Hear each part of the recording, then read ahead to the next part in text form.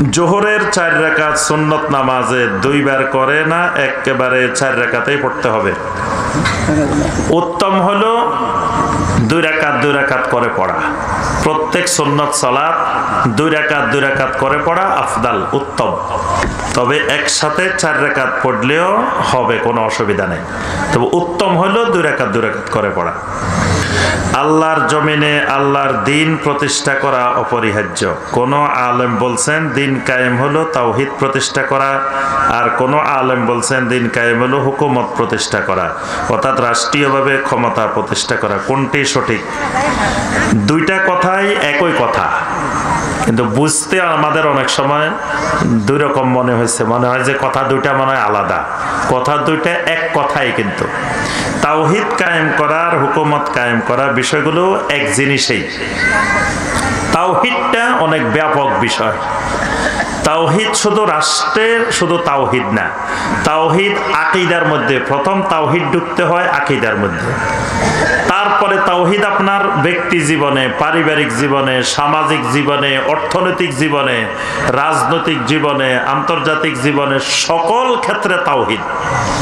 তাওহীদের অনেকগুলো উপাদানের মধ্য থেকে একটা উপাদান যে হুকুম, তাহাকুম, তাহকিম।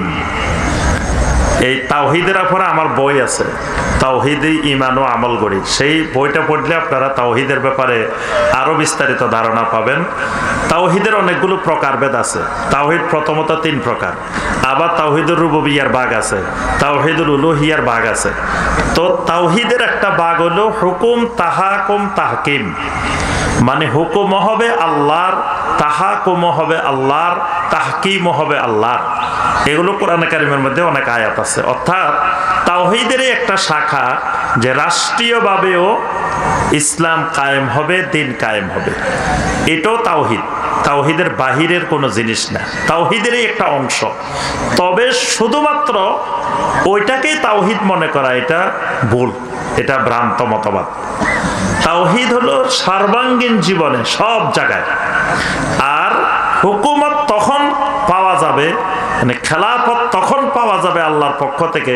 এটা মানুষ চাইলেই হবে না, এটা আল্লাহর পক্ষ থেকে আসতে হবে। তো কখন আসবে?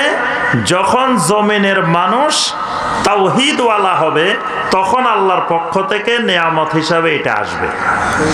আল্লাহ পাকের ওয়াদা, ওয়াদাল্লাহুল্লাযীনা আমানু মিনকুম ওয়া আমিলুস সালিহাত লা ইস্তাখলিফান্নাকুম ফিল আরদে। যদি তোমরা তোমাদের ঈমানটা বিশুদ্ধ হয়, আমলে সালেহওয়ালা হও, তা আল্লাহর ওয়াদা আল্লাহ তোমাদেরকে জমিনে খেলাফত দিবেন।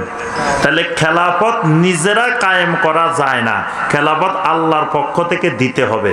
তা আল্লাহ কখন দিবেন? যখন জমিনবাসী তাওহীদওয়ালা হবে। যতক্ষণ জমিনবাসী তাওহীদওয়ালা হবে না, ততক্ষণ ইসলামের নামে রাষ্ট্রের ক্ষমতায় যাওয়া যাবে, কিন্তু সমাজ থেকে শিরিক বেদাত দূর করা যাবে না, এবং সেটা খেলাফত হবে না।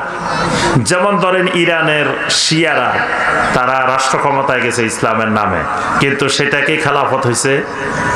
কি হয়েছে? হয় নাই। কারণ তাওহীদের মূল বিষয় হলো আকীদা। তো তাদের আকীদাই শিরিক, আকীদাই কুফরি। তো সেটা কিসের খেলাফত, কিসের ইসলামের রাষ্ট্র? কি বুঝে আসছে? এই কারণে মানে তাওহীদ বুঝতে হবে ব্যাপক আকারে, এবং তাওহীদের একটা অংশ রাষ্ট্রে ইসলাম প্রতিষ্ঠা হওয়া, কিন্তু সেটাই পুরোপুরি তাওহীদ না। মানে একটা অংশকে তাওহীদ মনে করা যাবে না, এটা তাওহীদের একটা পার্ট। তবে সেই পার্টটার জন্য কোনো ক্ষেত্রে ছাড় দেওয়ার সুযোগ নেই।